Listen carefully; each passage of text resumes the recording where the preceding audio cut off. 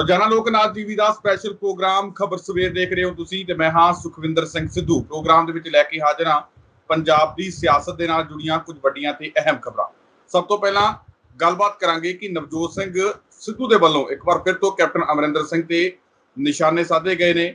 Captain Amarinder Singh ਅਤੇ ਨਵਜੋਤ ਸਿੰਘ ਸਿੱਧੂ ਦੀ ਵਿਚਕਾਰ ਜਿਹੜੀ ਆ ਹਾਈ ਕਮਾਂਡ ਦੇ ਦਖਲ ਤੋਂ ਬਾਅਦ ਵੀ ਆਪਸੀ ਜਿਹੜੀ ਤਲਖਬਾਜ਼ੀ ਆ ਉਹ ਉਵੇਂ ਦੀ ਉਵੇਂ ਹੀ ਹੈ, ਹਾਲੇ ਤੱਕ ਵੀ ਸੁਲਝ ਨਹੀਂ ਸਕੀ। ਹੁਣ ਕੀ ਕਹਿੰਦੇ ਨੇ ਨਵਜੋਤ ਸਿੰਘ ਸਿੱਧੂ ਤੇ ਉਹਨਾਂ ਤੇ ਪਲਟਵਾਰ ਦੇ ਤੌਰ ਤੇ ਕੀ ਵੱਡੇ ਇਲਜ਼ਾਮ ਲਗਾਏ ਜਾ ਰਹੇ ਨੇ, ਇਸ ਤੇ ਵੀ ਗੱਲਬਾਤ ਕਰਾਂਗੇ। ਤੇ ਬਾਅਦ ਚ ਗੱਲਬਾਤ ਕਰਾਂਗੇ ਕਿ ਕਾਂਗਰਸ ਦੀ ਸਥਿਤੀ ਪੰਜਾਬ ਦੇ ਵਿੱਚ ਹੀ ਨਹੀਂ ਪੂਰੇ ਭਾਰਤ ਦੇ ਵਿੱਚ ਵੀ ਡਾਵਾਡੋਲ ਹੁੰਦੀ ਦਿਖਾਈ ਦੇ ਰਹੀ ਹੈ, ਜਿਸ ਦੇ ਕਰਕੇ ਹਾਈ ਕਮਾਂਡ ਡਾਢੀ ਪਰੇਸ਼ਾਨ ਦਿਖਾਈ ਦੇ ਰਹੀ ਹੈ। ਤੇ ਉਸ ਤੋਂ ਬਾਅਦ ਗੱਲਬਾਤ ਕਰਾਂਗੇ ਕਿ ਉੱਤਰਾਖੰਡ ਦੇ ਵਿੱਚ ਭਾਜਪਾ ਦੇ ਸੀਐਮ ਨੂੰ ਇੱਕ ਵਾਰ ਫਿਰ ਤੋਂ ਅਸਤੀਫਾ ਦੇਣਾ ਪੈ ਗਿਆ। ਕੁਝ ਦਿਨ ਪਹਿਲਾਂ ਵੀ ਜਿਹੜਾ ਅਸਤੀਫਾ ਦਿੱਤਾ ਗਿਆ ਸੀ, ਨਵਾਂ ਮੁੱਖ ਮੰਤਰੀ ਬਣਾਇਆ ਸੀ ਤੇ ਹੁਣ ਇੱਕ ਵਾਰ ਫਿਰ ਤੋਂ ਨਵੇਂ ਬਣਾਏ ਮੁੱਖ ਮੰਤਰੀ ਦੇ ਵੱਲੋਂ ਵੀ ਅਸਤੀਫਾ ਦੇਣਾ ਪਿਆ। ਕੀ ਕਾਰਨ ਹੈ, ਇਸ ਤੇ ਵੀ ਗੱਲਬਾਤ ਕਰਾਂਗੇ। ਤੇ ਗੱਲਬਾਤ ਲਈ ਮੇਰੇ ਨਾਲ ਰਾਜਨੀਤਿਕ ਮਾਹਰ ਦੇ ਤੌਰ ਤੇ ਮੌਜੂਦ ਨੇ ਡਾਕਟਰ ਭੀਮਿੰਦਰ ਸਿੰਘ। ਸਭ ਤੋਂ ਪਹਿਲਾਂ ਕਰਦੇ ਹਾਂ ਸਵਾਗਤ। ਡਾਕਟਰ ਸਾਹਿਬ ਸਵਾਗਤ ਹੈ ਪ੍ਰੋਗਰਾਮ 'ਚ। ਬਹੁਤ ਬਹੁਤ ਸ਼ੁਕਰੀਆ, ਮਿਹਰਬਾਨੀ, ਧੰਨਵਾਦ ਸੁਖਵਿੰਦਰ ਜੀ। ਡਾਕਟਰ ਸਾਹਿਬ ਕਿਵੇਂ ਦੇਖ ਰਹੇ ਹੋ ਕਿ ਇੱਕ ਵਾਰ ਫਿਰ ਤੋਂ ਕੈਪਟਨ ਅਮਰਿੰਦਰ ਸਿੰਘ ਨੂੰ ਘੇਰਿਆ ਗਿਆ ਨਵਜੋਤ ਸਿੰਘ ਸਿੱਧੂ ਦੇ ਵੱਲੋਂ? ਬਿਜਲੀ ਸੰਕਟ ਦੇ ਉੱਪਰ ਨਿਸ਼ਾਨੇ ਸਾਧੇ ਨੇ ਕੈਪਟਨ ਅਮਰਿੰਦਰ ਸਿੰਘ ਤੇ ਆਪਣੀ ਸਰਕਾਰ ਨੂੰ ਘੇਰਿਆ। ਕਿਵੇਂ ਦੇਖਦੇ ਹੋ ਕਿ ਹਾਈ ਕਮਾਂਡ ਦੇ ਦਖਲ ਦੇ ਬਾਵਜੂਦ ਵੀ ਜਿਹੜੀ ਆਪਸੀ ਤਲਖਬਾਜ਼ੀ ਆ ਉਹ ਘਟਣ ਦਾ ਨਾਮ ਨਹੀਂ ਲੈ ਰਹੀ? ਕਿਵੇਂ ਦੇਖਦੇ ਹੋ ਕਿ ਸੰਕਟ ਦੇ ਵਿੱਚੋਂ ਨਿਕਲ ਪਾਏਗੀ? ਸੁਖਵਿੰਦਰ ਜੀ, ਨਵਜੋਤ ਸਿੰਘ ਸਿੱਧੂ ਜਿਵੇਂ ਪਹਿਲਾਂ ਵੀ ਜਿਵੇਂ ਤੁਸੀਂ ਵੀ ਗੱਲ ਕੀਤੀ ਹੈ ਕਿ ਲਗਾਤਾਰ ਕੈਪਟਨ ਸਾਹਿਬ ਦੇ ਉੱਤੇ ਸਵਾਲ ਚੁੱਕ ਰਹੇ ਨੇ, ਔਰ ਜਿਹੜਾ ਲੇਟੈਸਟ ਉਹਨਾਂ ਦਾ ਸਵਾਲ ਹੈ ਉਹ ਬੁਨਿਆਦੀ ਤੌਰ ਤੇ ਕਿਉਂਕਿ ਇਸ ਵੇਲੇ ਪੰਜਾਬ ਦਾ ਜਿਹੜਾ ਪਾਰਾ ਹੈ ਉਹ ਲਗਭਗ 40 ਤੋਂ ਲੈ ਕੇ 45 ਡਿਗਰੀ ਦੇ ਵਿੱਚ ਜਿਹੜਾ ਹੈਗਾ ਚੱਲ ਰਿਹਾ ਹੈ, ਔਰ ਉਹਦੇ ਵਿੱਚ ਲੋਕਾਂ ਨੂੰ ਬਿਜਲੀ ਦੀ ਲੋੜ ਹੁੰਦੀ ਹੈ। ਆਪਾਂ ਨੂੰ ਵੀ ਪਤਾ ਹੈ ਕਿ ਜਦੋਂ ਗਰਮੀਆਂ ਵੱਧਦੀਆਂ ਨੇ ਤਾਂ ਸਰਕਾਰਾਂ ਨੂੰ ਇਹ ਚਾਹੀਦਾ ਹੁੰਦਾ ਕਿ ਉਹ ਇਹਦੀ ਕੈਲਕੂਲੇਸ਼ਨ ਕਰਦੀਆਂ ਨੇ ਔਰ ਲੋੜ ਦੇ ਮੁਤਾਬਕ ਸਪਲਾਈ ਕਰਦੀਆਂ ਨੇ ਬਿਜਲੀ ਦੀਆਂ। ਪਰ ਇੱਥੇ ਕੀ ਹੋ ਰਿਹਾ ਕਿ ਲਗਾਤਾਰ ਕੈਪਟਨ ਸਾਹਿਬ ਪੰਜਾਬ ਦੇ ਲੋਕਾਂ ਤੋਂ ਦੂਰ ਹੁੰਦੇ ਚਲੇ ਜਾ ਰਹੇ ਨੇ, ਪੰਜਾਬ ਦੀ ਕਿਸਾਨੀ ਤੋਂ ਦੂਰ ਹੁੰਦੇ ਚਲੇ ਜਾ ਰਹੇ ਨੇ, ਔਰ ਜਿਹਦਾ ਨਤੀਜਾ ਹੈ ਕਿ ਹੁਣ ਪਹਿਲਾਂ ਤਾਂ ਬਾਕੀ ਚੀਜ਼ਾਂ ਪਿਛਲੇ ਦਿਨਾਂ ਦੇ ਵਿੱਚ ਜਦੋਂ ਕਰੋਨਾ ਦਾ ਦੌਰ ਚੱਲ ਰਿਹਾ ਸੀਗਾ, ਸਿਲੰਡਰਾਂ ਕਰਕੇ, ਆਕਸੀਜਨ ਕਰਕੇ, ਡਾਕਟਰਾਂ ਕਰਕੇ ਜਿਹੜਾ ਹੈਗਾ ਲੋਕਾਂ ਦੇ ਵਿੱਚ ਤਰਾਹ ਮੱਚੀ। ਅੱਜ ਜਿਹੜੀ ਹੈਗੀ ਹੈ ਲੋਕ ਤਰਾਹ ਕਰ ਰਹੇ ਨੇ ਕਿਉਂਕਿ ਉਹਨਾਂ ਨੂੰ ਬਿਜਲੀ ਨਹੀਂ ਮਿਲ ਰਹੀ। ਸੋ ਇਸ ਕਰਕੇ ਬਹੁਤ ਵੱਡਾ ਸੰਕਟ ਬਿਜਲੀ ਦਾ ਆ ਚੁੱਕਿਆ ਪੰਜਾਬ ਦੇ ਵਿੱਚ। ਉਸ ਦੇ ਉੱਤੇ ਨਵਜੋਤ ਸਿੰਘ ਸਿੱਧੂ ਨੇ ਵੱਡੇ ਸਵਾਲ ਕੈਪਟਨ ਸਾਹਿਬ ਦੀ ਸਰਕਾਰ ਦੇ ਉੱਤੇ ਚੁੱਕੇ ਨੇ। ਵੱਡੇ ਸਵਾਲ ਉਹਨਾਂ ਨੇ ਇਹੀ ਚੁੱਕੇ ਨੇ ਕਿ ਪਹਿਲੀ ਗੱਲ ਤਾਂ ਹੈ ਕਿ ਜਿਹੜੀ ਇੰਨੀ ਮਹਿੰਗੀ ਬਿਜਲੀ ਮਿਲ ਰਹੀ ਹੈ ਉਹ ਹੈ ਕਿ ਜਿਹੜੀਆਂ ਪ੍ਰਾਈਵੇਟ ਕੰਪਨੀਆਂ ਨੂੰ ਇਹਨਾਂ ਨੇ ਸਮਝੌਤੇ ਉਹਨਾਂ ਨਾਲ ਕੀਤੇ ਨੇ, ਔਰ ਉੱਤੋਂ ਇਹ ਕਿਹਾ ਜਾ ਰਿਹਾ ਕਿ ਹੁਣ ਕਿਉਂਕਿ ਸਾਡੇ ਕੋਲੇ ਪੈਸੇ ਨਹੀਂ ਹੈਗੇ ਇਸ ਕਰਕੇ ਮਤਲਬ ਜਿਹੜਾ ਹੈਗਾ ਪ੍ਰਾਈਵੇਟ ਕੰਪਨੀਆਂ ਤੋਂ ਮਹਿੰਗੇ ਭਾਅ ਦੇ ਉੱਤੇ ਜਿਹੜੀ ਹੈਗੀ ਬਿਜਲੀ ਖਰੀਦਣ ਦੀ ਕੋਸ਼ਿਸ਼ ਕੀਤੀ ਜਾ ਰਹੀ ਹੈ। ਨਵਜੋਤ ਸਿੰਘ ਸਿੱਧੂ ਨੇ ਇਹੀ ਕਿਹਾ ਕਿ ਕਿਉਂ ਨਹੀਂ ਤੁਸੀਂ ਵਿਧਾਨ ਸਭਾ ਦਾ ਇਜਲਾਸ ਬੁਲਾਉਂਦੇ ਔਰ ਉਸ ਇਜਲਾਸ ਦੇ ਵਿੱਚ ਤੁਸੀਂ ਇਹ ਜਿਹੜੇ ਪੁਰਾਣੇ ਸਮਝੌਤੇ ਹੋਏ ਨੇ ਉਹਨਾਂ ਦੀ ਥਾਵੇਂ ਤੁਸੀਂ ਜਿਹੜਾ ਤੁਹਾਨੂੰ ਸਸਤੀ ਬਿਜਲੀ ਜਿੱਥੋਂ ਮਿਲ ਸਕਦੀ ਹੈ ਸੈਂਟਰ ਪੂਲ ਦੇ ਵਿੱਚੋਂ, ਉਹਨਾਂ ਨੇ ਕਿਹਾ ਕਿ ਲਗਭਗ ਬਹੁਤ ਸਸਤੀ 1 ਰੁਪਏ ਦਾ ਫਰਕ ਹੈ ਲਗਭਗ, ਕਿ ਤੁਸੀਂ ਲਗਭਗ 4.5 ਰੁਪਏ ਪ੍ਰਤੀ ਯੂਨਿਟ ਲੈ ਰਹੇ ਹੋ ਪ੍ਰਾਈਵੇਟ ਕੰਪਨੀਆਂ ਤੋਂ, ਤਾਂ ਤੁਹਾਨੂੰ ਉੱਥੋਂ ਲਗਭਗ 3.25 ਰੁਪਏ ਜਿਹੜਾ ਹੈਗਾ ਉਹ ਮਿਲ ਸਕਦੀ ਹੈ ਬਿਜਲੀ ਜਿਹੜੀ ਹੈਗੀ ਹੈ। ਸੋ ਦੂਸਰੇ ਪਾਸੇ ਉਹ ਕਹਿ ਰਹੇ ਨੇ ਕਿ ਕਿਉਂ ਨਹੀਂ ਤੁਸੀਂ ਇਹ ਜਿਹੜੇ ਪੁਰਾਣੇ ਅਕਾਲੀ ਦਲ ਵੇਲੇ ਦੇ ਜਿਹੜੇ ਸਮਝੌਤੇ ਕੀਤੇ ਨੇ ਪ੍ਰਾਈਵੇਟ ਕੰਪਨੀਆਂ ਦੇ ਨਾਲ ਉਹਨਾਂ ਨੂੰ ਇਜਲਾਸ ਬਣਾ ਕੇ ਉਹਨਾਂ ਨੂੰ ਰੱਦ ਕਰਵਾਓ ਜਾਂ ਨਵੇਂ ਸਮਝੌਤੇ ਜਿਹੜੇ ਨੇ ਉਹਨਾਂ ਨੂੰ ਤੁਸੀਂ ਲੈ ਕੇ ਆਓ।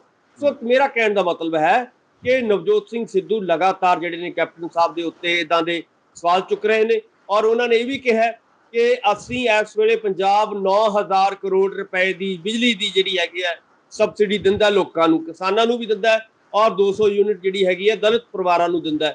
ਉਹਨਾਂ ਨੇ ਇਹੀ ਕਿਹਾ ਕਿ ਜੇਕਰ ਇਹਨੂੰ ਤੁਸੀਂ ਹੋਰ ਵਧਾਉਣਾ ਚਾਹੁੰਦੇ ਹੋ ਜਾਂ ਹੋਰ ਇਹਦੇ ਉੱਤੇ ਕੰਮ ਕਰਨਾ ਚਾਹੁੰਦੇ ਹੋ ਤਾਂ ਲਾਜ਼ਮੀ ਤੌਰ ਤੇ ਤੁਹਾਨੂੰ ਜਿਹੜੇ ਸਰਕਾਰੀ ਥਰਮਲ ਪਲਾਂਟ ਨੇ ਉਹਨਾਂ ਦੇ ਉੱਤੇ ਕੰਮ ਕਰਨਾ ਪਏਗਾ। ਤੁਹਾਨੂੰ ਜਿਹੜੀ ਸੂਰਜ ਦੇ ਨਾਲ ਜਿਹੜੀ ਬਿਜਲੀ ਤਿਆਰ ਹੁੰਦੀ ਹੈ ਉਹਦੇ ਪਲਾਂਟ ਇੱਥੇ ਲਾਉਣੇ ਪੈਣਗੇ। ਤੁਹਾਨੂੰ ਜਿਹੜੀ ਬਨਸਪਤੀ ਦੇ ਨਾਲ ਨੈਚੁਰਲ ਜਿਹੜੀ ਬਿਜਲੀ ਤਿਆਰ ਹੁੰਦੀ ਹੈ ਤੁਹਾਨੂੰ ਉਹਦੇ ਉੱਤੇ ਕੰਮ ਕਰਨਾ ਪਏਗਾ। ਸੋ ਕਹਿਣ ਦਾ ਮਤਲਬ ਹੈ ਕਿ ਬਹੁਤ ਵਧੀਆ ਇੱਕ ਪਲੈਨਿੰਗ ਉਹਨਾਂ ਨੇ ਕੈਪਟਨ ਸਾਹਿਬ ਦੇ ਅੱਗੇ ਰੱਖੀ ਹੈ। ਸੋ ਜੇਕਰ ਕੈਪਟਨ ਸਾਹਿਬ ਇਸ ਪਲੈਨਿੰਗ ਨੂੰ ਮੰਨਦੇ ਨੇ ਤਾਂ ਲਾਜ਼ਮੀ ਤੌਰ ਤੇ ਉਹਦੇ ਨਾਲ ਪੰਜਾਬ ਦੇ ਲੋਕਾਂ ਦਾ ਭਲਾ ਹੋ ਸਕਦਾ ਹੈ, ਪੰਜਾਬ ਦੇ ਲੋਕਾਂ ਨੂੰ ਸਸਤੀ ਬਿਜਲੀ ਮਿਲ ਸਕਦੀ ਹੈ, ਪੰਜਾਬ ਦੇ ਲੋਕਾਂ ਨੂੰ 24 ਘੰਟੇ ਬਿਜਲੀ ਮਿਲ ਸਕਦੀ ਹੈ। ਪਰ ਮੈਨੂੰ ਇਹ ਲੱਗ ਰਿਹਾ ਕਿ ਜਿੰਨੀ ਦੇਰ ਕੈਪਟਨ ਸਾਹਿਬ ਨੇ, ਉਹਨਾਂ ਨੂੰ ਤਾਂ ਉਹ ਤਾਂ ਲਗਾਤਾਰ ਸੁਸ਼ਮਾ, ਚਾਹੇ ਫਾਰਮ ਹੋਵੇ, ਚਾਹੇ ਉਹਨਾਂ ਦੀ ਆਪਣੀ ਕੋਠੀ ਹੋਵੇ ਚੰਡੀਗੜ੍ਹ ਦੇ ਉੱਥੇ ਹੀ ਵਿੱਚ, ਨੇ ਬਿਲਕੁਲ। ਉੱਥੇ ਹੀ ਉਹ ਮੀਟਿੰਗਾਂ ਤੇ ਮੀਟਿੰਗਾਂ ਨਵਜੋਤ ਆਪਣੀ ਸਿੰਘ ਸਿੱਧੂ ਦੇ ਵੱਲੋਂ ਜਦੋਂ ਤੋਂ ਇਹ ਕੁਰਸੀ ਸਵਾਲ ਬਚਾਉਣ ਦੀ ਕੋਸ਼ਿਸ਼ ਕਰ ਰਹੇ ਨੇ ਜੀ। ਕਿਵੇਂ ਦੇਖਦੇ ਹੋ ਕਿ ਨਵਜੋਤ ਸਿੰਘ ਸਿੱਧੂ ਦੇ ਵੱਲੋਂ ਇੱਕ ਪਾਸੇ ਸਵਾਲ ਚੁੱਕੇ ਜਾਂਦੇ ਬਿਜਲੀ ਸੰਕਟ ਨੂੰ ਲੈ ਕੇ, ਤਾਂ ਕੁਝ ਸਮੇਂ ਬਾਅਦ ਹੀ ਨਵਜੋਤ ਸਿੰਘ ਸਿੱਧੂ ਦਾ ਇੱਕ ਬਿੱਲ ਵੀ ਬਾਹਰ ਲੈ ਆਉਂਦਾ ਜਾਂਦਾ, ਜਿਹਦੇ ਵਿੱਚ ਕਿਹਾ ਗਿਆ ਕਿ ਨਵਜੋਤ ਸਿੰਘ ਸਿੱਧੂ ਦਾ ਲੱਖਾਂ ਦੇ ਵਿੱਚ ਬਕਾਇਆ ਜਿਹੜਾ ਬਾਕੀ ਹੈ। ਲੱਗਦਾ ਹੈ ਕਿ ਨਵਜੋਤ ਸਿੰਘ ਸਿੱਧੂ ਨੂੰ ਛਵੀ ਜਿਹੜੀ ਉਹਨਾਂ ਦੀ ਆ ਉਹਨੂੰ ਖਰਾਬ ਕਰਨ ਦੀ ਕੋਸ਼ਿਸ਼ ਹੈ। ਬਿਲਕੁਲ ਬਿਲਕੁਲ, ਤੁਸੀਂ ਦੇਖੋਗੇ ਕਿ ਲਗਾਤਾਰ ਕੈਪਟਨ ਸਾਹਿਬ ਜਾਂ ਜਿਹੜੇ ਇਸ ਤਰ੍ਹਾਂ ਦੇ ਹੋਰ ਲੋਕ ਨੇ, ਉਹ ਕੋਸ਼ਿਸ਼ ਕਰਦੇ ਨੇ ਕਿ ਨਵਜੋਤ ਸਿੰਘ ਸਿੱਧੂ ਕਿਤੇ ਅੱਗੇ ਨਾ ਆ ਜਾਣ, ਕਿਤੇ ਉਹ ਪੰਜਾਬ ਦਾ ਮੁੱਖ ਮੰਤਰੀ ਦਾ ਚਿਹਰਾ ਨਾ ਬਣ ਜਾਣ, ਕਿਤੇ ਉਹ ਪੰਜਾਬ ਦੀ ਕਾਂਗਰਸ ਦੇ ਪ੍ਰਧਾਨ ਨਾ ਬਣ ਜਾਣ, ਜਾਂ ਉਹਨਾਂ ਨੂੰ ਕੋਈ ਹੋਰ ਵੱਡਾ ਜਿਹੜਾ ਹੈਗਾ ਅਹੁਦਾ ਨਾ ਮਿਲ ਜਾਏ। ਇਸ ਕਰਕੇ ਲਗਾਤਾਰ ਇਦਾਂ ਦੀਆਂ ਛੋਟੀਆਂ ਛੋਟੀਆਂ ਗੱਲਾਂ ਨੂੰ ਉਹ ਬਹੁਤ ਵੱਡਾ ਉਭਾਰ ਕੇ ਪੇਸ਼ ਕਰਨ ਦੀ ਕੋਸ਼ਿਸ਼ ਕੀਤੀ ਜਾ ਰਹੀ ਹੈ ਉਹਨਾਂ ਵੱਲੋਂ। ਜਿਹੜਾ ਬੰਦਾ ਸ਼ਹੀਦ ਆਜ਼ਮ ਭਗਤ ਸਿੰਘ ਹੋਰਾਂ ਦੇ ਘਰ ਦਾ ਜਿਹੜਾ ਹੈਗਾ ਬਿੱਲ ਦੇ ਸਕਦਾ ਹੈ, ਜਾਂ ਹੋਰ ਲੋਕਾਂ ਨੂੰ ਜਿਹੜਾ ਹੈਗਾ ਲੱਖਾਂ ਰੁਪਏ ਉਹਨਾਂ ਦੇ ਉੱਤੇ ਖਰਚ ਕਰ ਸਕਦਾ ਹੈ, ਉਹਨਾਂ ਲਈ 5-7-10 ਲੱਖ ਘਰ ਦਾ ਜਿਹੜਾ 2.5 ਲੱਖ ਦਾ ਬਿੱਲ ਸੀ ਉਹ ਵੀ ਨਵਜੋਤ ਸਿੰਘ ਸਿੱਧੂ ਨੇ ਬਿਲਕੁਲ ਬਿਲਕੁਲ ਆਪਣੇ ਖਾਤੇ 'ਚ ਦਿੱਤਾ ਸੀ। ਬਿਲਕੁਲ। ਸੋ ਇਸ ਕਰਕੇ ਉਸ ਬੰਦੇ ਲਈ ਇਹ ਜਿਹੜਾ ਹੈਗਾ 10 ਲੱਖ ਦੀ ਗੱਲ, 8 ਲੱਖ ਦੀ ਗੱਲ ਕਿ ਇਹਦੇ ਵਿਰੁੱਧ ਇੰਨਾ ਬਕਾਇਆ ਹੈ। ਸਗੋਂ ਮੈਂ ਇੱਥੇ ਗੱਲ ਦਰਸ਼ਕਾਂ ਨੂੰ ਇਹ ਜ਼ਰੂਰ ਦੱਸਣੀ ਚਾਹਣਾ ਕਿ ਇਸ ਵੇਲੇ ਚਾਹੇ ਕਾਂਗਰਸ ਦੇ ਵੱਡੇ ਲੀਡਰ ਹੋਣ, ਚਾਹੇ ਅਕਾਲੀ ਦਲ ਦੇ ਵੱਡੇ ਲੀਡਰ ਹੋਣ, ਚਾਹੇ ਹੋਰ ਪਾਰਟੀਆਂ ਦੇ ਵੱਡੇ ਲੀਡਰ ਹੋਣ, ਉਹਨਾਂ ਦੇ ਘਰਾਂ ਦੀ, ਉਹਨਾਂ ਦੇ ਫਾਰਮ ਹਾਊਸਾਂ ਦੀ ਕਦੇ ਬਿਜਲੀ ਦੇ ਬਿੱਲ ਕਢਾ ਕੇ ਦੇਖੋ ਕਿ ਕਿੰਨਾ ਬਕਾਇਆ ਹੈ ਸਰਕਾਰ ਦੇ ਵਿਰੁੱਧ। ਜਿਹੜਾ ਤੁਸੀਂ ਦੇਖੋਗੇ ਸਰਕਾਰ ਨੂੰ ਦੇਣਾ ਉਹਨਾਂ ਨੇ ਜਾਂ ਬਿਜਲੀ ਮਹਿਕਮੇ ਨੂੰ ਦੇਣਾ, ਅੱਜ ਵੀ ਕਹਿੰਦਾ ਕਿ ਜਦੋਂ ਅਕਾਲੀ ਦਲ ਦੀ ਸਰਕਾਰ ਗਈ ਸੀ ਤਾਂ ਅਕਾਲੀ ਦਲ ਦੀ ਸਰਕਾਰ ਜਾਣ ਤੋਂ ਕੁਝ ਦਿਨ ਬਾਅਦ ਹੀ ਜਿਹੜੇ ਬਾਦਲਾਂ ਦੇ ਖਾਸਮ ਖਾਸ ਹੁੰਦੇ ਸੀ, ਦਿਆਲ ਸਿੰਘ ਕੋਲਿਆਂ ਵਾਲੀ, ਉਹਨਾਂ ਦਾ ਵੀ ਜਿਹੜਾ ਬਹੁਤ ਸਾਰਾ ਬਿੱਲ ਸੀਗਾ ਜਦੋਂ ਕਾਂਗਰਸ ਸਰਕਾਰ ਆਈ ਤੇ ਉਹਨਾਂ ਦਾ ਜਿਹੜਾ ਖੋਲਿਆ ਗਿਆ। ਤਾਂ ਅਗਲੀ ਨਾਲ ਦੀ ਨਾਲ ਗੱਲ ਕਰੀਏ ਕਿ ਜਿਸ ਤਰੀਕੇ ਦੇ ਨਾਲ ਹਾਈ ਕਮਾਂਡ ਦੇ ਦਖਲ ਤੋਂ ਬਾਅਦ ਤਲਖਬਾਜ਼ੀ ਖਤਮ ਕਰਨ ਦੀ ਕੋਸ਼ਿਸ਼ ਕੀਤੀ ਜਾਂਦੀ ਹੈ ਕਾਂਗਰਸ ਦੀ, ਪੰਜਾਬ ਕਾਂਗਰਸ ਦੀ, ਪਰ ਫਿਰ ਵੀ ਜਿਹੜਾ ਹੈ ਜਿਸ ਤਰੀਕੇ ਦੇ ਨਾਲ ਨਵਜੋਤ ਸਿੰਘ ਸਿੱਧੂ ਦੇ ਵੱਲੋਂ ਬੇਸ਼ੱਕ ਲੋਕ ਮੁੱਦੇ ਹੈ, ਕਿਉਂਕਿ ਹਾਈ ਕਮਾਂਡ ਦੇ ਵੱਲੋਂ ਇਹ ਸਿੱਧੇ ਤੌਰ ਤੇ ਕਿਹਾ ਗਿਆ ਸਾਰੇ ਲੀਡਰਾਂ ਨੂੰ ਕਿ ਤੁਸੀਂ ਜਿਹੜੇ ਆਪਣੇ ਮੁੱਦੇ ਦਬਾ ਕੇ ਰੱਖੋ ਕੁਝ ਦੇਰ ਲਈ, ਕਿਉਂਕਿ ਪਾਰਟੀ ਨੂੰ ਨੁਕਸਾਨ ਹੋ ਸਕਦਾ ਹੈ, ਤੇ ਬਿਆਨਬਾਜ਼ੀਆਂ ਤੋਂ ਗਰੇਜ ਕਰੋ। ਪਰ ਫਿਰ ਵੀ ਨਵਜੋਤ ਸਿੰਘ ਸਿੱਧੂ ਉਸ ਚੀਜ਼ ਨੂੰ ਪਾਸੇ ਰੱਖ ਕੇ ਲੋਕ ਮੁੱਦੇ ਆ ਜਿਹੜੇ ਉਹ ਪਹਿਲ ਦੇ ਆਧਾਰ ਤੇ ਚੁੱਕ ਰਹੇ ਨੇ। ਕਿਵੇਂ ਲੱਗਦਾ ਕਿ ਨਵਜੋਤ ਸਿੰਘ ਸਿੱਧੂ ਦੇ ਜਿਹੜੇ ਇਹ ਤੇਵਰ ਆ ਇਹ ਰੁਕ ਕਿਉਂ ਨਹੀਂ ਰਹੇ? ਕਿ ਹਾਈ ਕਮਾਂਡ ਦਾ ਇਸ਼ਾਰਾ ਹੈ ਜਾਂ ਫਿਰ ਨਵਜੋਤ ਸਿੰਘ ਸਿੱਧੂ ਲੋਕ ਮੁੱਦਿਆਂ ਨੂੰ ਸਿੱਧੇ ਤੌਰ ਤੇ ਪਹਿਲ ਦੇ ਰਹੇ? ਸੁਖਵਿੰਦਰ ਜੀ ਦੇਖੋ, ਹਾਈ ਕਮਾਂਡ ਦਾ ਇਸ਼ਾਰਾ ਵੀ ਹੋ ਸਕਦਾ ਹੈ, ਔਰ ਮੈਂ ਇਹ ਕਹਿਣਾ ਚਾਹੁੰਦਾ ਕਿ ਹਾਈ ਕਮਾਂਡ ਨੂੰ ਵੀ ਇਹ ਚਾਹੀਦਾ ਕਿ ਉਹ ਇੰਨਾ ਢਿੱਲੀ ਕਿਉਂ ਹੈ, ਇਹਦੇ ਵਿੱਚ ਕੋਈ ਵੱਡੇ ਫੈਸਲੇ ਕਿਉਂ ਨਹੀਂ ਕਰ ਰਹੀ, ਉਹ ਕਿਉਂ ਉਹ ਡਿਲੇ ਕਰ ਰਹੀ ਹੈ? ਕਿਉਂਕਿ ਬਹੁਤ ਸਾਰੇ ਲੰਮੇ ਸਮੇਂ ਤੋਂ ਇਹ ਸਾਰਾ ਖਿਲਾਰਾ ਪਿਆ ਹੋਇਆ ਹੈ। ਹਾਈ ਕਮਾਂਡ ਨੂੰ ਵੀ ਪਤਾ ਹੈ, ਮੀਟਿੰਗਾਂ ਦੀ ਮੀਟਿੰਗਾਂ ਹੋਈ ਜਾ ਰਹੀਆਂ ਨੇ ਔਰ ਫੈਸਲਾ ਉਹਨਾਂ ਦਾ ਆ ਨਹੀਂ ਰਿਹਾ।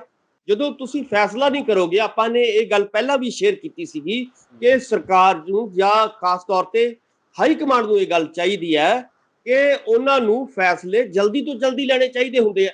ਇਹ ਨਹੀਂ ਹੁੰਦਾ ਕਿ ਤੁਸੀਂ ਮੀਟਿੰਗਾਂ ਤੇ ਮੀਟਿੰਗਾਂ ਕਰੀ ਜਾਓ ਔਰ ਫੈਸਲਿਆਂ ਨੂੰ ਤੁਸੀਂ ਡਿਲੇ ਕਰਦੇ ਰਹੋ। ਸੋ ਮੈਨੂੰ ਇਹ ਲੱਗਦਾ ਹੈ ਕਿ ਹਾਈ ਕਮਾਂਡ ਜਿਹੜੀ ਹੈਗੀ ਹੈ ਫੈਸਲਿਆਂ ਦੇ ਵਿੱਚ ਦੇਰੀ ਕਰ ਰਹੀ ਹੈ, ਜਿਹਦੇ ਕਰਕੇ ਆਉਣ ਵਾਲੇ ਦਿਨਾਂ ਦੇ ਵਿੱਚ ਤੁਸੀਂ ਦੇਖੋਗੇ ਕਿ ਇੱਕ ਪਾਸੇ ਕੈਪਟਨ ਸਾਹਿਬ ਪੂਰੀ ਘੇਰਾਬੰਦੀ ਕਰ ਰਹੇ ਨੇ, ਕਦੇ ਉਹ ਹਿੰਦੂ ਚਿਹਰਿਆਂ ਨੂੰ ਇਕੱਠੇ ਕਰ ਰਹੇ ਨੇ, ਕਦੇ ਉਹ ਵੱਖ-ਵੱਖ ਜਿਹੜੇ ਨੇ ਹੋਰ ਉਹਨਾਂ ਲਈ ਖਾਣਿਆਂ ਦਾ ਜਾਂ ਡਿਨਰ ਦਾ ਪ੍ਰਬੰਧ ਕਰ ਰਹੇ ਨੇ।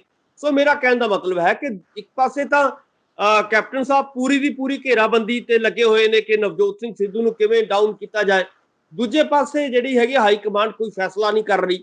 ਸੋ ਹਾਈ ਕਮਾਂਡ ਨੂੰ ਵੀ ਚਾਹੀਦਾ ਹੈ ਕਿ ਲਗਾਤਾਰ ਉਹ ਫੈਸਲੇ ਜਿਹੜਾ ਹੈਗਾ ਇਸ ਤਰ੍ਹਾਂ ਦਾ ਡਿਲੇ ਕਰਨ ਦੀ ਬਜਾਏ ਵੱਡੇ ਫੈਸਲੇ ਲਵੇ, ਔਰ ਜਿਹੜੇ ਲੋਕ ਡਿਜ਼ਰਵ ਕਰਦੇ ਨੇ, ਜਿਹੜੇ ਲੋਕ ਮੈਰਿਟ ਦੇ ਆਧਾਰ ਤੇ ਆਉਣਾ ਚਾਹੁੰਦੇ ਨੇ ਅੱਗੇ, ਉਹਨਾਂ ਨੂੰ ਅੱਗੇ ਲਿਆਉਣਾ ਚਾਹੀਦਾ। ਔਰ ਇਦਾਂ ਦੇ ਜਿੰਨੀ ਉਹ ਡਿਲੇ ਕਾਰਨ ਹੈ, ਜਿਵੇਂ ਤੁਸੀਂ ਕਹਿ ਰਹੇ ਹੋ ਕਿ ਹਾਈ ਕਮਾਂਡ ਆਪਣੇ ਫੈਸਲੇ ਦੇ ਵਿੱਚ ਜਲਦੀ ਨਹੀਂ ਲਿਆ ਰਹੀ, ਇਹੀ ਕਾਰਨ ਹੈ ਕਿ ਸਿਰਫ ਪੰਜਾਬ 'ਚ ਹੀ ਨਹੀਂ ਸਗੋਂ ਦੀ ਬਾਕੀ ਸੂਬਿਆਂ ਦੇ ਵਿੱਚ ਵੀ, ਪੂਰੇ ਭਾਰਤ ਦੇ ਵਿੱਚ ਵੀ ਜਿਹੜੀ ਕਾਂਗਰਸ ਡਾਮਾਡੋਲ ਸਥਿਤੀ ਦੇ ਵਿੱਚ ਹੈ, ਜਿਸ ਦੇ ਕਰਕੇ ਹਾਈ ਕਮਾਂਡ ਪਰੇਸ਼ਾਨ ਹੈ। ਸਖਤ ਫੈਸਲੇ ਨਾ ਲੈਣ ਦੇ ਕਰਕੇ ਜਿਹੜਾ ਕਾਂਗਰਸ ਦਾ ਜਿਹੜਾ ਪੱਧਰ ਆ ਪੂਰੇ ਦੇਸ਼ 'ਚੋਂ ਥੱਲੇ ਜਾ ਰਿਹਾ।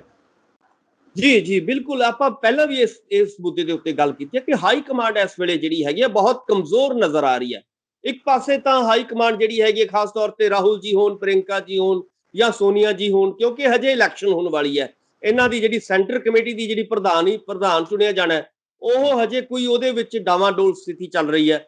ਦੂਜੇ ਪਾਸੇ G23 ਜਿਹੜੇ ਨੇ ਵੱਡੇ ਲੀਡਰ ਕਾਂਗਰਸ ਤੇ ਨੈਸ਼ਨਲ ਲੈਵਲ ਦੇ ਲੀਡਰ ਨੇ, ਉਹ ਕਿਤੇ ਨਾ ਕਿਤੇ ਵਿਰੋਧੀ ਖਾਮੇ ਦੇ ਵਿੱਚ ਜਾਂਦੇ ਨਜ਼ਰ ਆ ਰਹੇ ਨੇ। ਔਰ ਤੀਜੀ ਗੱਲ ਇਹ ਹੈ ਕਿ ਜਿਹੜੇ ਵੱਖ-ਵੱਖ ਹੋਰ ਨੇ ਸਟੇਟਾਂ ਦੇ ਜਿਹੜੇ ਨੇ ਵੱਡੇ ਲੀਡਰ ਨੇ, ਉਹ ਵੀ ਆਪਸ ਦੇ ਵਿੱਚ ਉਹਨਾਂ ਦੀ ਧੜੇਬੰਦੀ, ਫੋਰ ਐਗਜ਼ਾਮਪਲ ਰਾਜਸਥਾਨ ਦੀ ਜੇ ਆਪਾਂ ਤਾਜ਼ੀ ਗੱਲ ਕਰੀਏ ਤਾਂ ਦੁਬਾਰਾ ਫੇਰ ਜਿਹੜਾ ਹੈਗਾ ਪਾਇਲਟ ਔਰ ਗਹਿਲੋਤ ਦੀ ਜਿਹੜੀ ਝਗੜਾ ਹੈ ਉਹ ਸ਼ੁਰੂ ਹੋ ਚੁੱਕਿਆ ਹੈ। ਇਸੇ ਤਰ੍ਹਾਂ ਛੱਤੀਸਗੜ੍ਹ ਦੇ ਵਿੱਚ ਜਿਹੜਾ ਹੈਗਾ ਆਪਸ ਦੇ ਵਿੱਚ 36 ਦਾ ਅੰਕੜਾ ਜਿਹੜਾ ਹੈਗਾ ਵੱਖ-ਵੱਖ ਲੀਡਰਾਂ ਦਾ ਉਹ ਬਣਿਆ ਹੋਇਆ। ਇਸੇ ਤਰ੍ਹਾਂ ਤੁਸੀਂ ਵੱਖ-ਵੱਖ ਸਟੇਟਾਂ ਦੀ ਜਦੋਂ ਆਪਾਂ ਗੱਲ ਕਰਦੇ ਹਾਂ ਤਾਂ ਲਾਜ਼ਮੀ ਤੌਰ ਤੇ ਬਹੁਤ ਨਾਜ਼ੁਕ ਸਥਿਤੀ ਦੇ ਵਿੱਚੋਂ ਇਸ ਵੇਲੇ ਕਾਂਗਰਸ ਦੀ ਹਾਈ ਕਮਾਂਡ ਜਿਹੜੀ ਹੈਗੀ ਹੈ ਗੁਜ਼ਰ ਰਹੀ ਹੈ।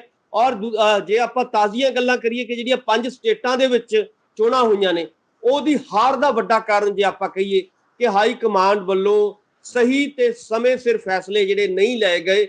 ਇਸ ਕਰਕੇ ਨਤੀਜਾ ਕੀ ਹੋਇਆ ਕਿ ਚਾਹੇ ਉਹ ਅਸਾਮ ਹੋਵੇ, ਚਾਹੇ ਕੇਰਲਾ ਹੋਵੇ, ਚਾਹੇ ਬੰਗਾਲ ਹੋਵੇ ਜਾਂ ਹੋਰ ਵੱਖ-ਵੱਖ ਸਟੇਟਾਂ ਹੋਣ, ਉਹਨਾਂ ਦੇ ਵਿੱਚ ਜਿਹੜਾ ਹੈਗਾ ਬਹੁਤ ਜ਼ਿਆਦਾ ਆਪਸੀ ਖਾਨਾ ਜੰਗੀ ਵਧੀ ਔਰ ਖਾਨਾ ਜੰਗੀ ਕਰਕੇ ਜਿਹੜੇ ਹੈਗੀ ਹੈ ਜਿੱਤਦੇ ਜਿਹੜੀਆਂ ਵੱਖ-ਵੱਖ ਸਟੇਟਾਂ ਦੇ ਵਿੱਚੋਂ ਹਾਰ ਗਏ। ਸੋ ਇਸ ਕਰਕੇ ਮੈਂ ਇਹ ਕਹਿਣਾ ਚਾਹੁੰਦਾ ਕਿ ਹਾਈ ਕਮਾਂਡ ਦੀ ਵੀ ਇੱਕ ਜ਼ਿੰਮੇਵਾਰੀ ਬਣਦੀ ਹੈ ਕਿ ਉਹ ਫੈਸਲੇ ਲੈਣ ਤਾਂ ਕਿ ਜਿਹੜਾ ਹੈਗਾ ਆਉਣ ਵਾਲੇ ਜਿਹੜੇ ਸਮੇਂ ਦੇ ਵਿੱਚ ਲੋਕਾਂ ਨੂੰ ਆਪਣੀ ਜ਼ਿੰਮੇਵਾਰੀ ਦਾ ਪਤਾ ਲੱਗੇ ਨਾ ਕਿ ਮੈਂ ਕਿਹੜੀ ਜ਼ਿੰਮੇਵਾਰੀ ਦੇ ਉੱਤੇ ਕੰਮ ਕਰੂੰਗਾ। ਔਰ ਜੇਕਰ ਨਵਜੋਤ ਸਿੰਘ ਸਿੱਧੂ ਵਰਗਾ ਬੰਦਾ ਜਿਹੜਾ ਹੈਗਾ ਉਹਨਾਂ ਨੂੰ ਇਦਾਂ ਹੀ ਤੁਸੀਂ ਬਿਨਾਂ ਕਿਸੇ ਜ਼ਿੰਮੇਵਾਰੀ ਤੋਂ ਛੱਡਿਆ ਹੋਇਆ ਤਾਂ ਲਾਜ਼ਮੀ ਤੌਰ ਤੇ ਉਹ ਤਾਂ ਲੋਕ ਹਿੱਤਾਂ ਦੇ ਜਿਵੇਂ ਤੁਸੀਂ ਕਿਹਾ ਉਹਨਾਂ ਦੇ ਸਵਾਲ ਜਿਹੜੇ ਨੇ ਜ਼ਰੂਰ ਉਠਾਉਣਗੇ। ਉਹਨਾਂ ਦੀ ਡਿਊਟੀ ਆ, ਉਹ ਫਰਜ਼ ਬਣਦਾ ਉਹਨਾਂ ਦਾ ਇੱਕ ਲੀਡਰ ਹੋਣ ਦੇ ਨਾਤੇ। ਸੋ ਇਸ ਕਰਕੇ ਆਪਾਂ ਨੂੰ ਇੱਥੇ ਅੱਜ ਇਹੀ ਗੱਲ ਜ਼ੋਰ ਨਾਲ ਕਹਿਣੀ ਚਾਹੀਦੀ ਹੈ ਕਿ ਹਾਈ ਕਮਾਂਡ ਨੂੰ ਇਹ ਫੈਸਲੇ ਜਿਹੜੇ ਨੇ ਜਲਦੀ ਤੋਂ ਜਲਦੀ, ਚਾਹੇ ਕੋਈ ਵੀ ਫੈਸਲਾ ਹੈ, ਮੈਂ ਨਹੀਂ ਕਹਿੰਦਾ ਕਿ ਚਾਹੇ ਉਹ ਕੈਪਟਨ ਸਾਹਿਬ ਦੇ ਹੱਕ ਚ ਲੈਣ, ਨਵਜੋਤ ਸਿੰਘ ਸਿੱਧੂ ਦੇ ਹੱਕ ਚ ਲੈਣ, ਪ੍ਰਤਾਪ ਸਿੰਘ ਬਾਜਵਾ ਨੂੰ ਅੱਗੇ ਲੈ ਕੇ ਆਉਣ ਜਾਂ ਕਿਸੇ ਹੋਰ ਨੂੰ ਅੱਗੇ ਲੈ ਕੇ ਆਉਣ, ਪਰ ਉਹਨਾਂ ਨੂੰ ਜਿਹੜਾ ਵੀ ਫੈਸਲਾ ਉਹਨਾਂ ਨੇ ਲੈਣਾ ਹੈ ਉਹਦੇ ਵਿੱਚ ਹਿਚਕਿਚਾਹਟ ਨਾ ਕਰਨ, ਸਗੋਂ ਜਲਦੀ ਤੋਂ ਜਲਦੀ ਫੈਸਲਾ ਲੈ ਕੇ ਇਹਨਾਂ ਲੀਡਰਾਂ ਨੂੰ ਆਪਣੀ ਜ਼ਿੰਮੇਵਾਰੀ ਜਿਹੜੀ ਹੈਗੀ ਹੈ। ਖਬਰ ਇਹ ਵੀ ਸਾਹਮਣੇ ਆ ਰਹੀ ਹੈ ਕਿ ਜਿਹੜਾ G23 ਹੈ, ਜਿਹੜਾ ਕਾਂਗਰਸ ਦੀ ਹਾਈ ਕਮਾਂਡ ਤੋਂ ਬਾਕੀ ਹੋ ਕੇ ਚੱਲ ਰਿਹਾ ਸੀਗਾ, ਪ੍ਰਧਾਨਗੀ ਦੇ ਉਹਦੇ ਉੱਪਰ ਜਿਹੜਾ ਚੋਣ ਹੋਣੀ ਸੀ ਉਹਦੇ ਵਿੱਚ ਅਟਕਲਾਂ ਇਸ ਕਰਕੇ ਲੱਗੀਆਂ ਸੀ ਕਿਉਂਕਿ ਉਹ ਬਾਗੀ ਧੜਾ ਨਾਲੋਂ ਨਾਲ ਪੈਰਲਲ ਚੱਲ ਰਿਹਾ ਸੀਗਾ ਕਿ ਪ੍ਰਧਾਨ ਰਾਹੁਲ ਗਾਂਧੀ ਨਾ ਬਣੇ। ਹੁਣ ਇਹ ਗੱਲ ਪਤਾ ਲੱਗੀ ਹੈ ਕਿ ਰਾਹੁਲ ਗਾਂਧੀ ਨੇ ਉਸ G23 ਦੇ ਜਿਹੜੇ ਧੜੇ ਨੂੰ ਮਨਾ ਲਿਆ ਤੇ ਰਾਹੁਲ ਗਾਂਧੀ ਦੇ ਪ੍ਰਧਾਨ ਬਣਨ ਦੇ ਜਿਹੜਾ ਰਾਹ ਪੱਧਰਾ ਹੋ ਗਿਆ। ਕਿਵੇਂ ਦੇਖਦੇ ਹੋ ਕਿ ਪੰਜਾਬ ਦੇ ਵਿੱਚ ਨਵਜੋਤ ਸਿੰਘ ਸਿੱਧੂ ਤੇ ਸੈਂਟਰ ਦੇ ਵਿੱਚ ਰਾਹੁਲ ਗਾਂਧੀ ਜੇਕਰ ਪ੍ਰਧਾਨ ਬਣਦੇ ਨਹੀਂ ਤਾਂ ਦੇਸ਼ ਦੇ ਵਿੱਚ ਤੇ ਪੰਜਾਬ ਦੇ ਵਿੱਚ ਕਾਂਗਰਸ ਦਾ ਪੱਧਰ ਉੱਚਾ ਚੁੱਕਿਆ ਜਾ ਸਕਦਾ?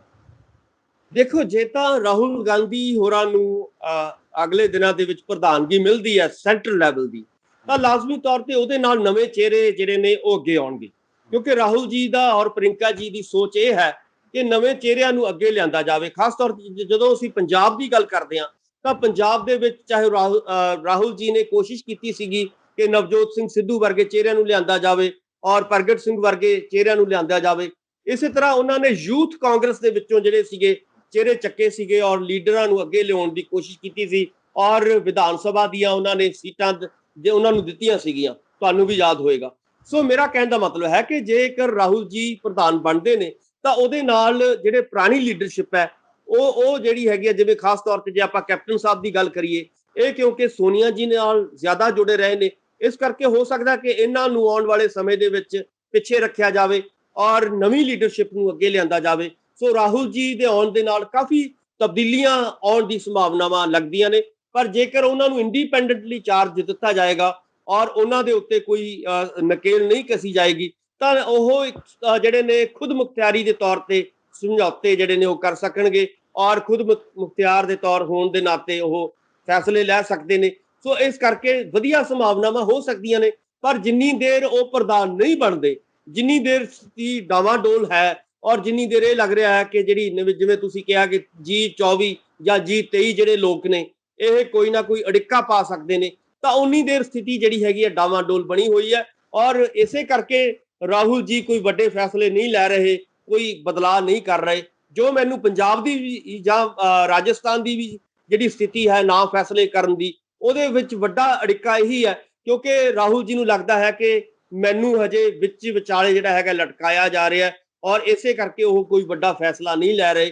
ਸੋ ਜਿੰਨੀ ਦੇਰ, ਪਹਿਲੀ ਗੱਲ ਤਾਂ ਇਹੀ ਹੈ ਕਿ ਸੈਂਟਰਲ ਲੈਵਲ ਦੀ ਜਿਹੜੀ ਲੀਡਰਸ਼ਿਪ ਹੈ ਉਹਨੂੰ ਇਹ ਫੈਸਲਾ ਕਰਨਾ ਪਏਗਾ ਕਿ ਸਾਡਾ ਪ੍ਰਧਾਨ ਕੌਣ ਹੈ। ਕਿ ਸਾਡਾ ਇੰਚਾਰਜ ਕੌਣ ਹੋਏਗਾ ਅਗਲੇ ਦਿਨਾਂ ਦੇ ਵਿੱਚ। ਸੋ ਇੱਕ ਫੈਸਲਾ ਕਰਕੇ ਚਾਹੇ ਉਹ ਰਾਹੁਲ ਜੀ ਹੋਣ, ਚਾਹੇ ਸੋਨੀਆ ਜੀ ਹੋਣ, ਜਾਂ G23 ਦੇ ਵਿੱਚੋਂ ਕੋਈ ਵੀ ਬੰਦਾ ਆ ਸਕਦਾ ਹੈ। ਜਿੰਨੀ ਦੇਰ ਇਹ ਫੈਸਲਾ ਨਹੀਂ ਹੁੰਦਾ ਉਨੀ ਦੇਰ ਸਟੇਟਾਂ ਦੀ ਜਿਹੜੀ ਸਥਿਤੀ ਹੈ, ਜਿਵੇਂ ਆਪਾਂ ਨੂੰ ਲੱਗ ਰਿਹਾ ਇਸ ਵੇਲੇ, ਉਹ ਡਾਮਾਡੋਲ ਸਥਿਤੀ ਬਣੀ ਰਹੇਗੀ। ਔਰ ਇਹਦੇ ਵਿੱਚ ਫੁੱਟ ਜਿਹੜੀ ਹੈਗੀ ਹੈ ਆਉਣ ਵਾਲੇ ਦਿਨਾਂ ਦੇ ਵਿੱਚ, ਧੜੇਬੰਦੀ ਜਿਹੜੀ ਹੈਗੀ ਹੈ ਜਾਂ ਕਾਟੋ ਕਲੇਸ਼ ਜਿਹੜਾ ਹੈਗਾ, ਉਹ ਹੋਰ ਵੱਧਦਾ ਤੁਹਾਨੂੰ ਨਜ਼ਰ ਆਏਗਾ ਜਿੰਨੀ ਦੇਰ ਪ੍ਰਧਾਨਗੀ ਦਾ ਫੈਸਲਾ ਨਹੀਂ ਹੁੰਦਾ ਸੈਂਟਰਲ ਲੈਵਲ ਦੇ ਉੱਤੇ। ਜੀ ਸੁਖਵਿੰਦਰ ਜੀ, ਬਿਲਕੁਲ। ਜੇਕਰ ਆਪਾਂ ਆਖਰੀ ਖਬਰ ਦੀ ਗੱਲ ਕਰੀਏ ਤਾਂ ਉੱਤਰਾਖੰਡ ਦੇ ਵਿੱਚ ਦੂਜੀ ਵਾਰ ਮੁੱਖ ਮੰਤਰੀ ਨੇ ਜਿਹੜਾ ਅਸਤੀਫਾ ਦਿੱਤਾ, ਕਿਉਂਕਿ ਇਸ ਤੋਂ ਪਹਿਲਾਂ ਜਿਹੜੇ ਮੁੱਖ ਮੰਤਰੀ ਸੀਗੇ ਉਹ ਵੀ ਬਦਲੇ ਗਏ ਸੀ, ਤਾਂ ਉਸ ਤੋਂ ਬਾਅਦ 'ਚ ਮੁੱਖ ਮੰਤਰੀ ਤੀਰਥ ਸਿੰਘ ਰਾਵਤ ਨੂੰ ਉੱਤਰਾਖੰਡ ਦੇ ਵਿੱਚ ਲਾ ਦਿੱਤਾ ਸੀ, ਪਰ ਹੁਣ ਉਹਨਾਂ ਨੂੰ ਅਸਤੀਫਾ ਦੇਣਾ ਪੈ ਗਿਆ। ਪੰਜਾਬ ਦੇ ਵਿੱਚ ਨਾਲ ਹੀ ਨਾਲ ਵੋਟਾਂ ਨਹੀਂ, ਕੀ ਲੱਗਦਾ ਹੈ ਕਿ ਮੁੱਖ ਮੰਤਰੀ ਦਾ ਅਸਤੀਫਾ ਦੇਣਾ ਤੇ ਉਪਚੋਣ ਹੁਣ ਹੋ ਨਹੀਂ ਸਕਦੀ? ਕਹਿੰਦੇ ਜਦੋਂ 1 ਸਾਲ ਤੋਂ ਘੱਟ ਦਾ ਸਮਾਂ ਰਹਿ ਜੇ ਤਾਂ ਫਿਰ ਉਪਚੋਣ ਹੋ ਨਹੀਂ ਸਕਦੀ।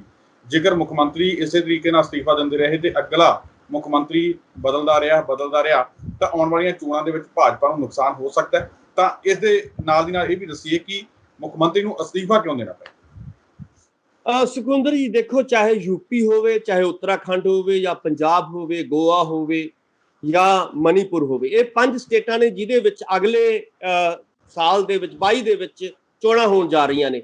ਔਰ ਇਹਦੇ ਵਿੱਚ ਇਹਨਾਂ ਸਟੇਟਾਂ ਦੇ ਵਿੱਚ ਜਿਹੜੀ ਬੀਜੇਪੀ ਦੀ ਸਥਿਤੀ ਹੈ ਇਸ ਵੇਲੇ ਕਾਫੀ ਡਾਮਾਡੋਲ ਨਜ਼ਰ ਆ ਰਹੀ ਹੈ। ਤੁਹਾਨੂੰ ਯਾਦ ਹੋਏਗਾ ਕਿ ਪਿਛਲੇ ਦਿਨਾਂ ਦੇ ਵਿੱਚ ਆਪਾਂ ਚਰਚਾ ਵੀ ਕੀਤੀ ਸੀ ਕਿ ਯੂਪੀ ਦੇ ਵਿੱਚ ਵੀ ਜਿਹੜਾ ਹੈਗਾ ਬੀਜੇਪੀ ਦੀ ਸਥਿਤੀ ਬਹੁਤੀ ਚੰਗੀ ਨਹੀਂ ਹੈ, ਕਿਉਂਕਿ ਇੱਥੇ ਕਿਸਾਨ ਅੰਦੋਲਨ ਵੀ ਚੱਲ ਰਿਹਾ ਹੈ। ਵੱਡੀ ਗੱਲ ਇਹ ਹੈ ਕਿ ਕਿਸਾਨ ਅੰਦੋਲਨ ਚਾਹੇ ਯੂਪੀ ਹੋਵੇ ਚਾਹੇ ਉੱਤਰਾਖੰਡ ਹੋਵੇ, ਜਿਹਦੇ ਵਿੱਚ ਕਿਸਾਨਾਂ ਨੇ ਬਹੁਤ ਵੱਡੀ ਪੱਧਰ ਤੇ ਜਿਹੜੇ ਨੇ ਧਰਨੇ ਪ੍ਰਦਰਸ਼ਨ ਕੀਤੇ ਨੇ। ਸੋ ਉਹਦਾ ਨਤੀਜਾ ਇਹ ਨਿਕਲਿਆ ਕਿ ਯੂਪੀ ਦੇ ਵਿੱਚ ਚਾਹੇ ਕਰੋਨਾ ਦੀ ਜਦੋਂ ਸਥਿਤੀ ਆਈ ਤਾਂ ਯੋਗੀ ਜੀ ਨੂੰ ਵੀ ਬਹੁਤ ਵੱਡੇ ਸੰਕਟਾਂ ਦਾ ਸਾਹਮਣਾ ਕਰਨਾ ਪਿਆ, ਔਰ ਉਹਨਾਂ ਦੀ ਕੁਰਸੀ ਵੀ ਜਿਹੜੀ ਹੈਗੀ ਹਿਲਦੀ ਨਜ਼ਰ ਆਈ ਸੀਗੀ ਪਿਛਲੇ ਦਿਨਾਂ ਦੇ ਵਿੱਚ। ਇਸੇ ਤਰ੍ਹਾਂ ਉੱਤਰਾਖੰਡ ਦੇ ਵਿੱਚ ਬੀਜੇਪੀ ਦੀ ਜਿਹੜੀ ਸਥਿਤੀ ਹੈ ਬਹੁਤੀ ਚੰਗੀ ਨਹੀਂ ਹੈ, ਕਿਉਂਕਿ ਹੁਣ ਜਿਵੇਂ ਤੁਸੀਂ ਰਾਵਤ ਜੀ ਦੀ ਗੱਲ ਕਰ ਰਹੇ ਹੋ, ਜਿਨ੍ਹਾਂ ਨੇ ਅਸਤੀਫਾ ਦਿੱਤਾ ਹੈ, ਉਹਨਾਂ ਨੂੰ ਇੱਕ ਸੰਵਿਧਾਨਕ ਨਾਤੇ ਹੋਣ ਦੇ ਨਾਤੇ ਉਹਨਾਂ ਨੂੰ 6 ਮਹੀਨਿਆਂ ਦੇ ਵਿੱਚ ਜਿਹੜਾ ਹੈਗਾ ਚੋਣਾਂ ਲੜਨੀਆਂ, ਕਿਉਂਕਿ ਪਹਿਲਾਂ ਉਹ ਚੋਣਾਂ ਨਹੀਂ ਸੀ ਲੜ ਰਹੇ ਕਰੋਨਾ ਦੇ ਕਰਕੇ। ਕਰੋਨਾ ਹੋ ਗਿਆ ਸੀ ਉਹਨਾਂ ਨੂੰ ਚੋਣਾਂ ਦੇ ਦੌਰਾਨ। ਸੋ ਇਸ ਕਰਕੇ ਚੋਣਾਂ ਨਾ ਹੋਣ ਕਰਕੇ ਹੁਣ ਉਹ ਵੋਟਾਂ ਜਿਹੜੀ ਹੈਗੇ ਉਹਦੇ ਚ ਨਾ ਨਹੀਂ ਜਾ ਸਕੇ ਚੋਣਾਂ ਦੇ ਵਿੱਚ। ਸੋ ਇਸ ਕਰਕੇ ਉਹਨਾਂ ਨੂੰ ਸੰਵਿਧਾਨਕ ਸੰਕਟ ਦੇ ਹੋਣ ਦੇ ਨਾਤੇ ਉਹਨਾਂ ਨੂੰ ਅਸਤੀਫਾ ਦੇਣਾ ਪਿਆ। ਪਰ ਹੁਣ ਜਿਵੇਂ ਤੁਸੀਂ ਕਹਿ ਰਹੇ ਹੋ, ਕਿਉਂਕਿ ਅਗਲੇ ਸਾਲ ਹੀ ਚੋਣਾਂ ਨੇ, ਬਹੁਤ 6-7 ਮਹੀਨੇ ਜਿਹੜੇ ਨੇ ਬੱਚੇ ਨੇ ਚੋਣਾਂ ਦੇ ਵਿੱਚ, ਸੋ ਇਸ ਕਰਕੇ ਦੁਬਾਰਾ ਚੋਣਾਂ ਵੀ ਨਹੀਂ ਹੋ ਸਕਦੀਆਂ। ਸੋ ਵੱਡਾ ਸੰਕਟ ਇਸ ਵੇਲੇ ਬੀਜੇਪੀ ਦੀ ਸਥਿਤੀ ਦੇ ਵਿੱਚ ਨਜ਼ਰ ਆ ਰਿਹਾ ਹੈ। ਔਰ ਇਹ ਜਿਹੜੀਆਂ ਨਾਰਥ ਦੀਆਂ ਸਟੇਟਾਂ ਨੇ, ਇੱਥੇ ਗੱਲ ਸਮਝਣ ਵਾਲੀ ਇਹ ਹੈ ਸੁਖਵਿੰਦਰ ਜੀ, ਬਹੁਤ ਨਾਜ਼ੁਕ ਸਥਿਤੀ ਇਹਨਾਂ ਦੇ ਵਿੱਚ ਬਣੀ ਹੋਈ ਹੈ। ਚਾਹੇ ਹਰਿਆਣੇ ਦੇ ਵਿੱਚ ਤੁਸੀਂ ਦੇਖ ਲਓ, ਹਰਿਆਣੇ ਦੇ ਵਿੱਚ ਜੇਜੇਪੀ ਦੇ ਨਾਲ ਬੀਜੇਪੀ ਕਾਰਜਸ਼ੀਲ ਹੈ, ਔਰ ਉਹਦੇ ਵਿੱਚ ਜੇਜੇਪੀ ਹਮੇਸ਼ਾ ਕਦੇ ਵੀ ਜਿਹੜਾ ਹੈਗਾ ਝਟਕਾ ਦੇ ਸਕਦੀ ਹੈ ਬੀਜੇਪੀ ਨੂੰ। ਦੂਜੇ ਪਾਸੇ ਯੂਪੀ ਦੇ ਵਿੱਚ ਬੜੀ ਨਾਜ਼ੁਕ ਸਥਿਤੀ ਦੇ ਵਿੱਚ ਚੱਲ ਰਿਹਾ ਕੰਮ, ਔਰ ਪੰਜਾਬ ਦੇ ਵਿੱਚੋਂ ਤਾਂ ਆਪਾਂ ਨੂੰ ਵੀ ਪਤਾ ਹੈ ਕਿ ਬੀਜੇਪੀ ਦਾ ਸੁਪੜਾ ਸਾਫ਼ ਹੋ ਚੁੱਕਿਆ ਪਹਿਲਾਂ ਹੀ। ਸੋ ਇਸ ਕਰਕੇ ਤੁਸੀਂ ਇਹ 3-4 ਜਿਹੜੀਆਂ ਵੱਡੀਆਂ ਸਟੇਟਾਂ ਨੇ ਜਿੱਥੋਂ ਬੀਜੇਪੀ ਨੂੰ ਆਸ ਸੀ ਕਿ ਸਾਨੂੰ ਵੋਟਾਂ ਮਿਲ ਸਕਦੀਆਂ ਨੇ 22 ਦੇ ਵਿੱਚ ਜਾਂ 24 ਦੇ ਵਿੱਚ, ਉੱਥੋਂ ਹੀ ਉਹਨਾਂ ਦੀ ਸਥਿਤੀ ਜਿਹੜੀ ਹੈਗੀ ਹੈ ਡਾਮਾਡੋਲ ਨਜ਼ਰ ਆ ਰਹੀ ਹੈ।